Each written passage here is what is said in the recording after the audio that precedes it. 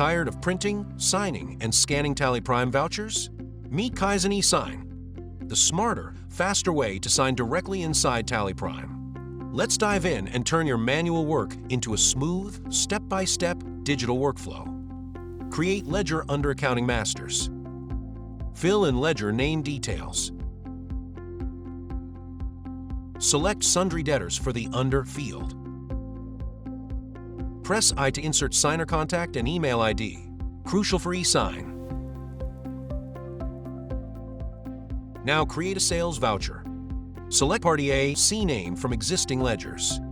Fill in party details, buyer/bill to and mailing name. Fill in item details, name, quantity, and pricing.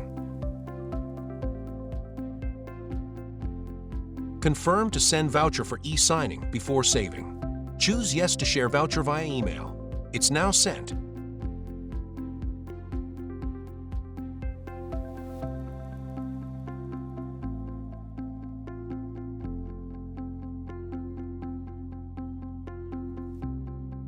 Signer signs the voucher and submits it. In Day Book, check the voucher signing status, default, open.